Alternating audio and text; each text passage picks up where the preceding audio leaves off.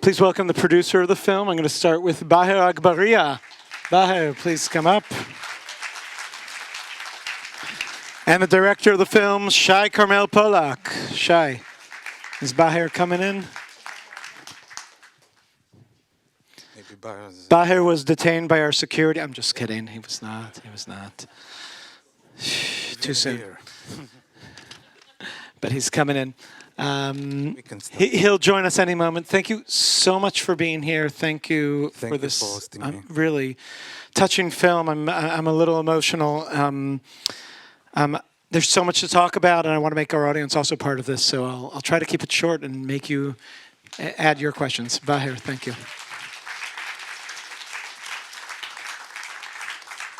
You know, so proud that I got closer to getting your last name right, and you weren't even here. So tell us where this all started for you. It started maybe more than 20 years ago when I first came to the West Bank and saw the reality there. I've never been there before. I was a filmmaker making mostly comedies. And then the second Intifada broke. And one day I saw somebody from a group called Ta'ayush, which means living together, on TV. And she said about their activities, and I wanted to know more. So I looked for this group and joined them. And when I came there, I was like, really shocked by the difference between what I thought, heard from the news and the reality itself. And it shook me so much. It really changed my life. I started to go more and more and became an activist against the occupation. And so I used to go to a lot of demonstrations. Mostly, there was a time there were demonstrations against the wall, the separation wall, and other issues. But during time, I came to know more and more people, and everywhere I went, I heard from, I heard from people about their longing to the sea, about the fact that they are denied from going there, and it really touched me. And there was also the notion of unemployment, and people were looking for work wherever they could find one. And some also crossed the border and put themselves in risk in order to get some money, bring to their families. So after many years, one day, I had this inspiration. I can't explain how. And the story was born about this child and that wants to go to the sea, and his father that goes out to look for him, even though that it's dangerous for him. Yeah, this is how it. So it was very organic.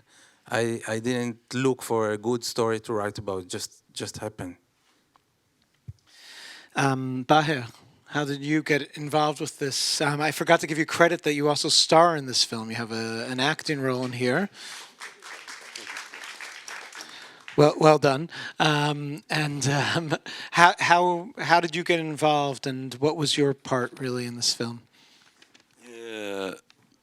I got involved in the moment when Shai sent me the email with the script. He talked to me. He told me you have a script that you want to share with me, and he sent it. And actually, really, the moment I read the script, it was like I want to make this film because I like it so much. And the main thing was for me that I think I remember I told Shai that I felt that the one that wrote this script is someone that he is living there. He know the situation, he know the people, not someone that coming from outside to tell like a story about them. Even though I didn't know Shai.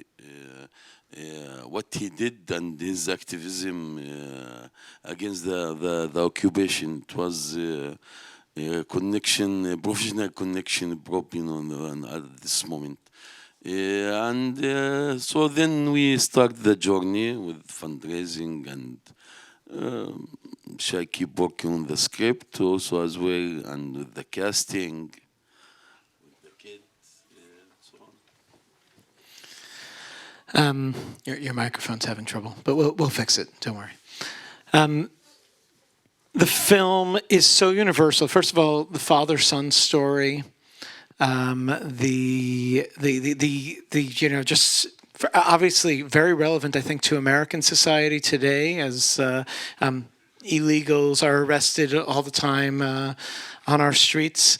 And yet there are two elements that are that I want to discuss for a moment. There's Tel Aviv that I want to discuss. How you depict Tel Aviv. How do you depict the people in Tel Aviv? It's like your second to last shot is of the people at the cafe going back to eat. And at the same time, I want to talk about how you depict the village and talk about the authenticity you looked for there and how that was created. Let's start with the village because it's the first part. The village, we filmed actually in Palestinian villages. It was quite an issue for the production because they were afraid that maybe some of the crew will feel scared of going to the West Bank.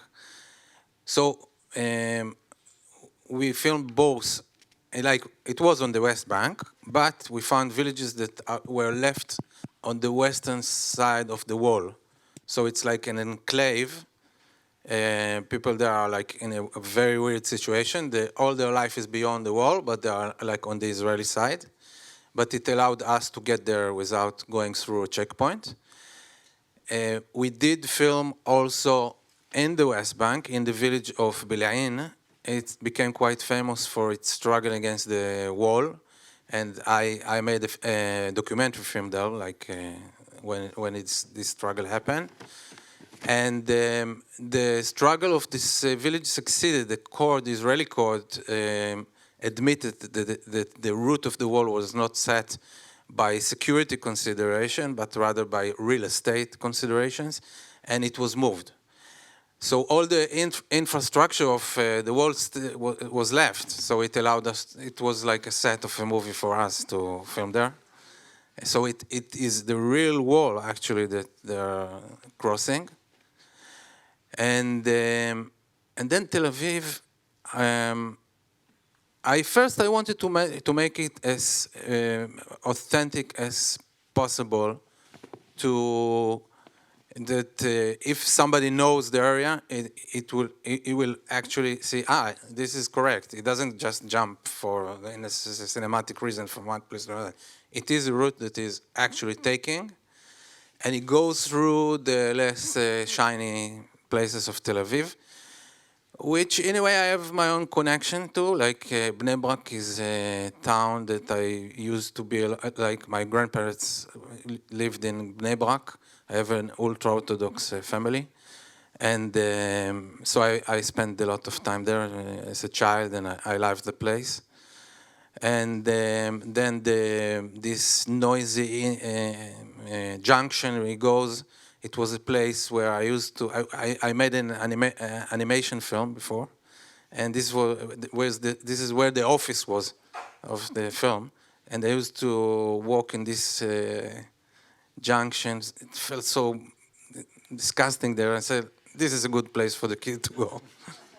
And then where it goes through the central station, it was also like, maybe viewers here don't know the nuances, but the African woman he meets, she's actually a refugee from Ethiopia. And she speaks Arabic because of her journey from Ethiopia through Sudan, and then she came to Israel, and now it's very hard for refugees in Israel, so she moved to Canada. So I was an activist also with the refugees, and I made a movie about this. So I knew it very well, this area, and it was very natural for me to take the kid from this place.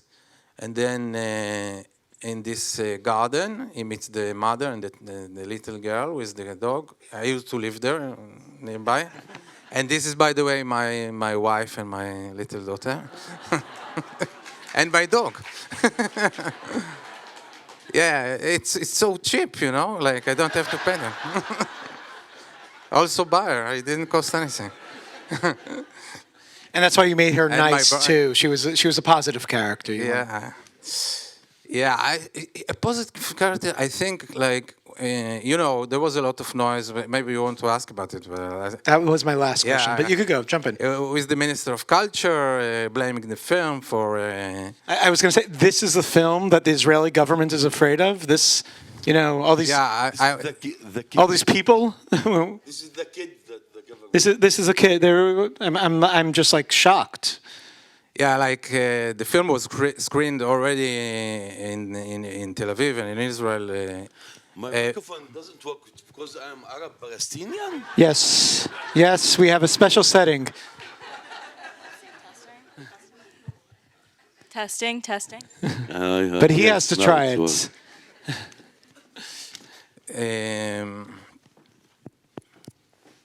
You cut my... train of thought. We're talking about the government being afraid of this very human movie like that shows... The film was already screened in theaters in Tel Aviv, quite some... We had a lot of pre-premiere screenings. And one of the first questions is like, why did he say this about this film? Like, people in Israel don't understand. And you have to understand, it's a very, very extremist government now. They are like, and it's not, they try to narrow the freedom of speech and of art, and I'm not the first film that he came against. So it's a process, and just I read in the Haaretz, which everybody reads here, that they are not allowing a film of a Palestinian filmmaker to be screened now. So I wasn't that surprised, and well, maybe one good thing happened from this. Like, of course, I would prefer to live in a place where the Minister of Culture supports films, even if they don't follow his agenda. But at least when it's like this, at least he saved me a lot of work when I go out to the world with this film, and that I don't have to explain to people that I don't represent this government, and so at least this happened. Baher, let me bring you into this, and then we're going to open it for questions from the audience. But you work with Palestinian productions and with Israeli productions. How do you walk that line? I live this line, I not walk it. This is my life. I am Palestinian. At the same time, I am Israeli. I live there. We all. I know that the world like to see it all the time, black and white. You know, you are Palestinian, you are Israeli, you are against, you with. So it's not black and white. I am myself, I represent Palestine 2 years ago with film Mediterranean Fever, and now I am with Israel because, really for me, for the Oscar, sorry. For me, it's part of, of our life, Palestinians in Israel. This is something that we all live and we face. And the most important thing in the end is the story that we are bringing to the audience, what we are talking about and which film we made with all the complexity of being a Palestinian representing Israel, but. With myself, I don't see it like this, like it's more managing issue. I was with Palestine and now with Israel, like representing, because this is the rules. But what's important really, it's the film. We live in a world of such black and white, and the news too, covers, you never think that the nuance that you saw in this film, these people, good, bad, human beings in Tel Aviv, human beings in the village, that they even existed. And I think it's so beautiful that you're bringing this, and it's so important to tell these stories. I'd love to take a couple of questions from the audience and make you a part of it. I'm sure you all also want to know what happens next to these people. I see Anita Altman has her hand up. Please, give her the microphone. Thank you. I actually have two questions. How do you make the route, given that the government is in such opposition to the film, how do you get to the Academy Awards? I mean, what is the process? And also, the young boy was brilliant. And I mean, was this his first acting role? I mean, he was just, he lived the part. I mean, what can I say? What was the first question? I'm tired. What is your? This is an important question. How do you, I mean, the Israeli government's not supporting you. How are you going to get this to the Oscars? Yeah. Well, I found out myself that it's not the government that decide on which film will go to the Oscars. It happened after what happened with the minister. And he declared that he will have his own ceremony, his own awards. And then I read that the American Oscars, people said they don't work with government, but with the film community. So the film community chose this film. And this is why we are the representatives. I will note, it will not get there without the support of the community that embraces films like this. And the kid, he's not an actor. Like I saw some kids before, and none of them was an actor because there are no actors, professional actors, at this age. And after looking for some time, the casting director suggested that I will go to a city, Palestinian city, in Israel called Kalansoe. And I went to this Thai boxing club. They were like, and there should have been a camera on me on this event. It's like in a movie. There's like a very small place with tough kids, 12-year-old, practicing hard on those boxing bags. And it's all full of smell of sweat and effort. And they stopped their practice for me. And I was alone with the camera. I was very excited myself because I wanted everything to be smooth. So I was very concentrated on the technical side of it and didn't notice the kids too much. There was one that was like very upfront and very handsome, and I thought about him. But then I came back home later and I watched what I filmed, and then I saw this kid and I said, "Wow, he's like so good." So I met him again, and he's like natural talent, really. Like every time, his name is Muhammad Ghazawi, and every time I watch the film, even now I say like, wow, it's like he's amazing, really, until now. Yeah. Did you have a question?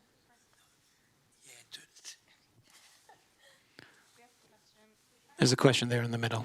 We're passing you the mic. Just give you a second. I want to know about the end. Two-part question. In your mind, what happens to the boy and his father, and what's the reality of what would happen to someone in that situation? Well, if you first time if you get caught without permits, they just kick you back mostly. Second time you'll spend time in prison between 3 to 6 months, and if it's like third time, it can be even worse, like some years. So yeah, this is what happens to people, and the idea was, in a way, cinematically, at least reflective. Like I imagined the audience in the cinema watching audience in the cafe watching this scene. and it becomes reflecting because the audience from the cafe, what they see is just two people getting arrested. They don't know what happened, and they go back to their life after this, naturally, like any other person. We, as the audience in the cinema, have the opportunity to see the story before, what happened to those people. But then, when we get up, after the film is finished, do we go back to our life also? Do we go back to our coffee as usual, or did it change something in us? I don't know. This is what I thought about. Would you pass the sound? We're going to take one more question from the audience. I know there's a lot of them, and there's much more to discuss. And don't worry, we'll be here all week, so join us for more. Well, I hope this is a good enough question.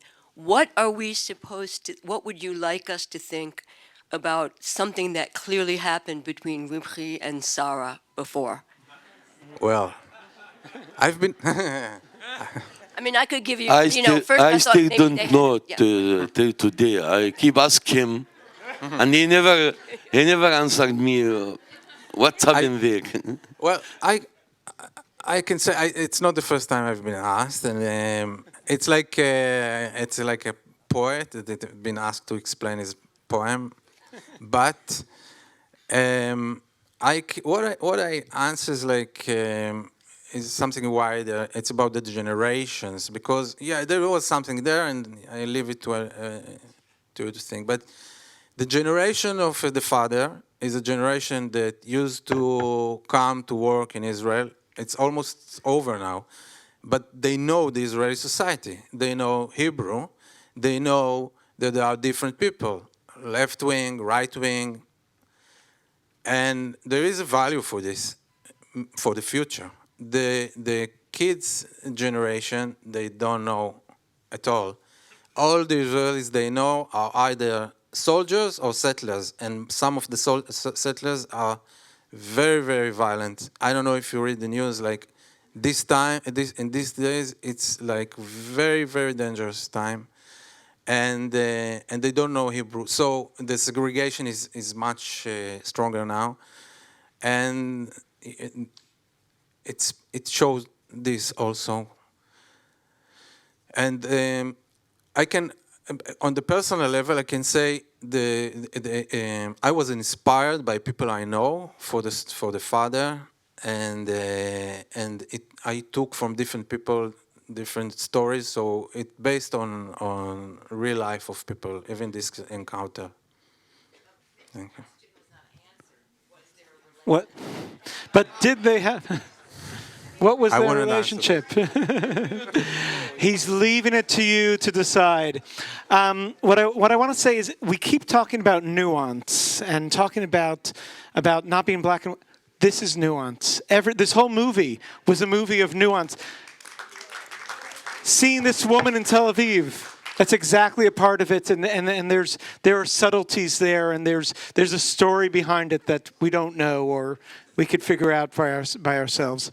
Thank you so much for being here. Thank you for this beautiful film. Thank you so much. Thank you. Thank you, folks, for being a part of this. Please spread the word about the festival. Grab some brochures as you go, and we look forward to seeing you at other screenings. Have a good night. Get home safe.